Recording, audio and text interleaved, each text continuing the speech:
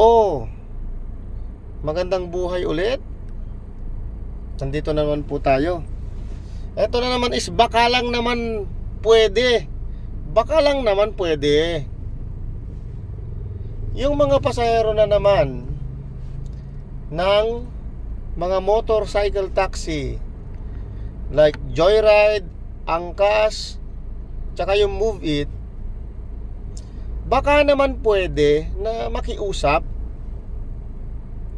Halimbawa ho, isa kang customer, isa kang CS ng mototaxi, baka lang naman pwede na isa-isa lang po yung i-book natin na mga motorcycle taxi. Kasi ang nangyayari po kasi, si customer nag-book ng Joyride, nag-book ng Angkas, nag-book ng Move It.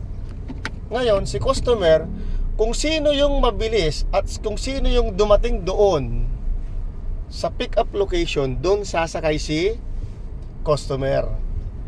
Ang nagiging problema po kasi is madalas nagkakasabay-sabay sila.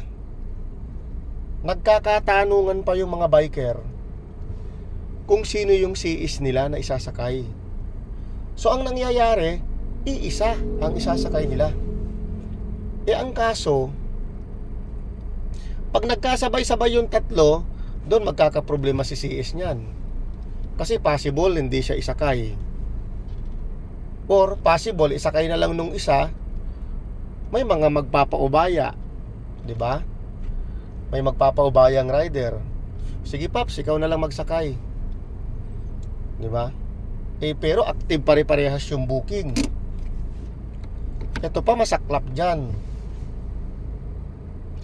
Si customer sumakay na dun sa isa kasi nagpaubaya yung dalawang rider. Itong si CS ayaw pa i-cancel kasi nasa biyahe. Ayaw pa i-cancel nung booking. So itong si rider, kawawa.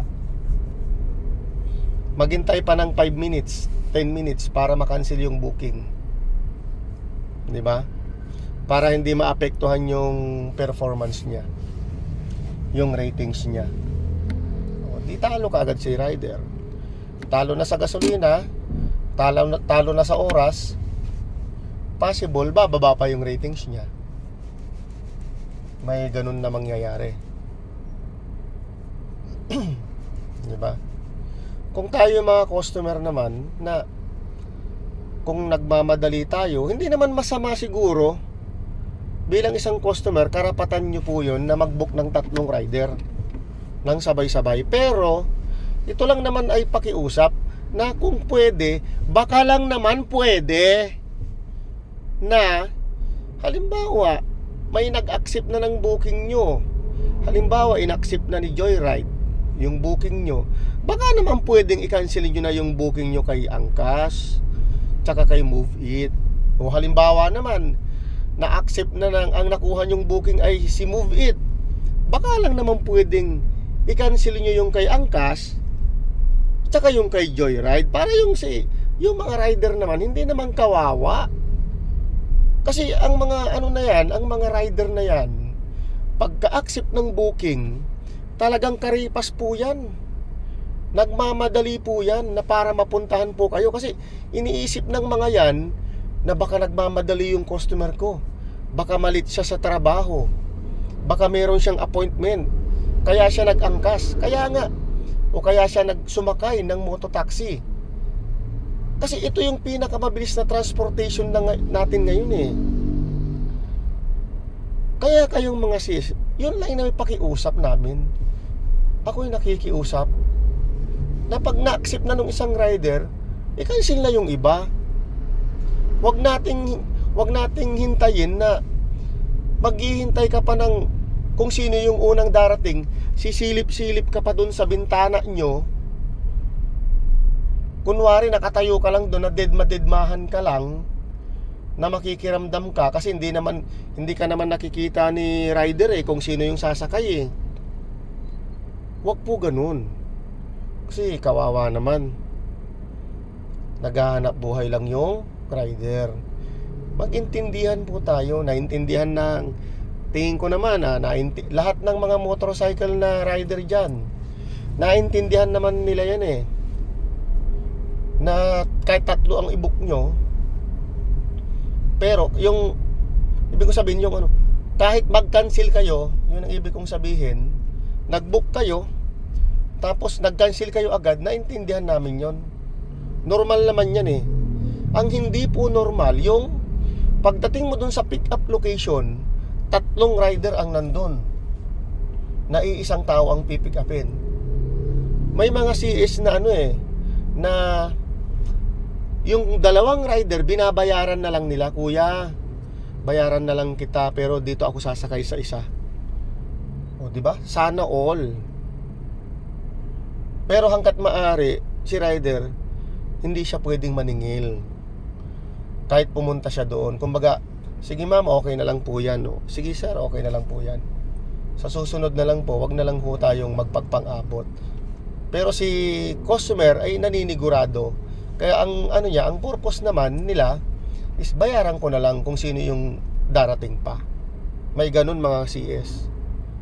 May mga CS naman na kung hindi nagsabay-sabay dumating yung yung halimbawa, yung isang mototaxi dumating doon sa sasakay.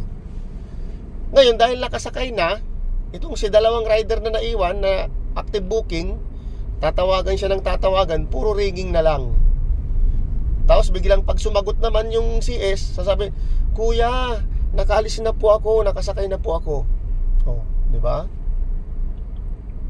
Ganun po yun. So, bigayan lang po.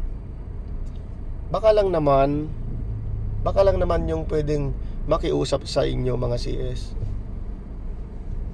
Di ba po? Bigayan lang talaga. Kasi alam nyo po yung mga rider na yan, siyempre sobrang init po ng panahon ngayon.